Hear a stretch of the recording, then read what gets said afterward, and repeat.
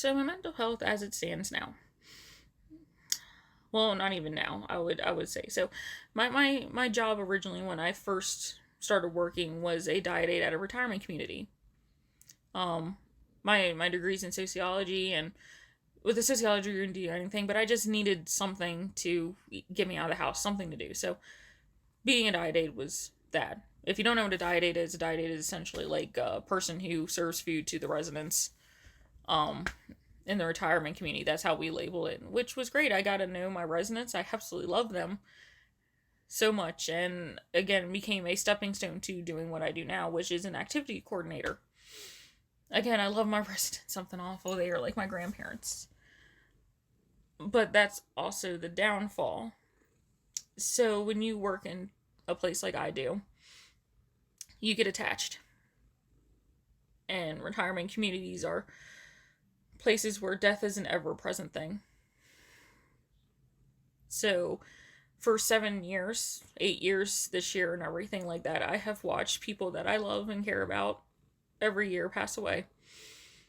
Even for however long I've known them, short times, long times, I grew attached to them. I love them something horrible, and death is a horrible thing that plays on your mind. And yeah, I mean, everyone will tell me, oh, well, it was their time to go. They're already aging stuff. I'm like, but why? I'm like, why do they have to go? These are people that I love, and they're just dying in front of me, and there's nothing I can do. And there's so much that I want to do. There's so much that I wish that I could be around them and know what their life was like even more than I already did. I wish I could have known them when they were younger.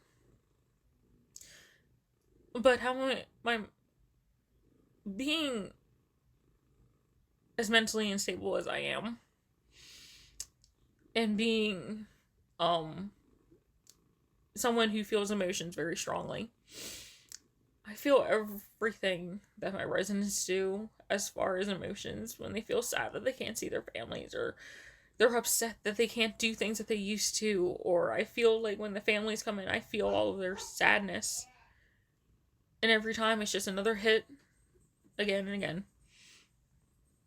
And it hurts, which led to the completely emotional breakdown that I had. And this probably will lead into K-pop. Probably the main part of why we're doing these videos and everything is what K-pop has done to help me. But while K-pop has also helped me, it also was probably a contributor to the biggest mental break that I had since everything that happened in college. And I hate it. I don't blame I don't blame K-pop. I I it's hard for me to blame anyone. I feel like on some level I do blame I blame the industry a little bit, but I also blame the stigma that Korea has on mental illness and stuff, because things that shouldn't have happened.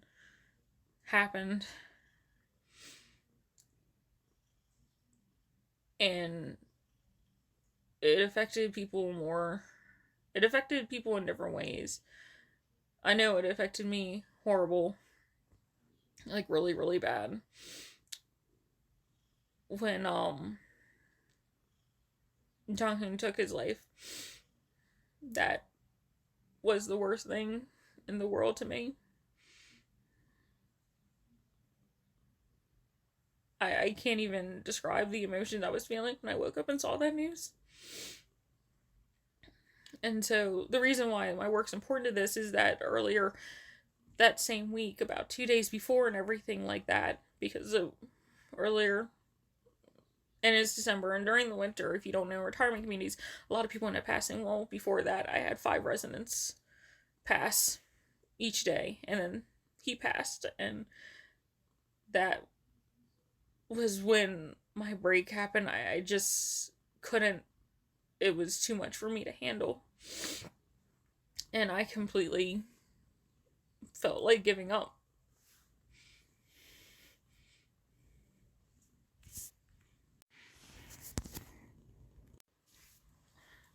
So, why Jonghyun's death was such a big deal for me? So, when my friend first introduced me to K-pop, or when I started asking about it, I kind of looked up on my own why she was compiling a playlist for me. I was at work, and one of the first songs that ever came on was Lucifer by Shiny. I do. I love that song. So I decided I'm going to look up the music video and see what I'm looking for. The first person my eyes ever fell on, the first person that ever caught my attention that I followed was Jonghyun. He was the first person. I absolutely loved him, and I remember sending a picture to my friend asking who it was. I just wanted to know who this person was. So to say that he was kind of like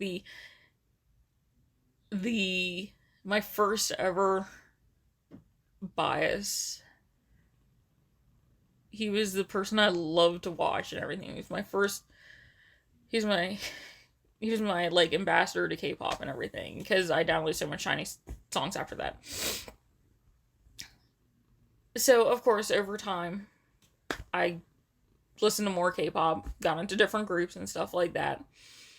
But he was always there. I mean, all of Shiny was always there. I always loved listening to them. They were always my go-to comfort K-pop, because they were like the first on my playlist. If I ever wanted to listen, I'd scroll back to the top, not put it on shuffle, and just let it play. So when he died, it killed me, because I remember waking up and my phone was blowing up with different things. It was blowing up from messages from my friends. It was blowing up on my timeline that that he killed himself. And I sat and stared at my phone in disbelief. I was supposed to be getting ready for work, and I just sat there and cried for 15 minutes while I'm sitting there trying to get dressed, trying to find some kind of composure, because I couldn't call into work. I couldn't call into work and say, I'm sorry, I can't come in. An idol that I really, really care about has just killed himself. Because I already had people looking at me crazy that I love K-pop anyway, because they give you that same, oh, well, my teenage daughter loves K-pop and everything. I'm freaking 30. And people look at me like I'm like a weirdo kid that's in love with like these guys and everything that I don't even know. And I don't know how to explain that over a phone, that it was hitting me hard. And I could feel like my mind was completely just away from like completely breaking down. And so I'm just like, Amber, you have to pull it together. I'm like, you have to go. I'm like, you have to go to work. So I got dressed. I went to work. And when I went into work, as I explained before, during the winter months, a lot of residents passed away. Well, I also went in there. One of my favorite residents passed away also on that day when I came in. And I lost it.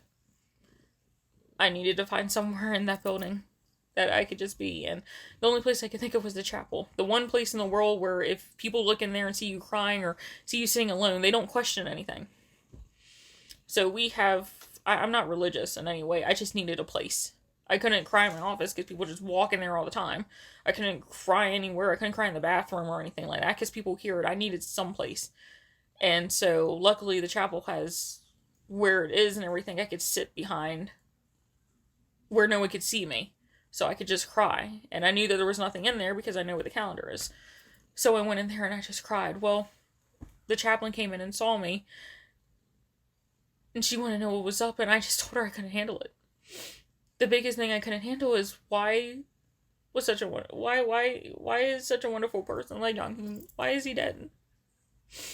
He's done amazing things. He's done great things. He's so special. So many people love him. And I'm like, and he's dead. I'm like, why do I deserve to live when he's dead?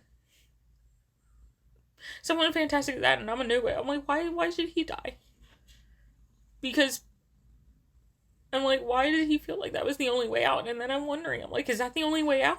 Is that the only way to feel good, is to kill yourself? And then I just sat there and I'm just wondering, and she took me and she had me sit down in her office and she started calling all the administrators because she's just like, she has to go. She has to go home. There has to be something that... So my mom came in because they didn't want me driving. They knew I was upset. I couldn't take it. So many people have died in the past 5 days leading up to that and everything that I just could not take any more death. I couldn't deal with this, with my feelings anymore. And once again, I just shut down all over again.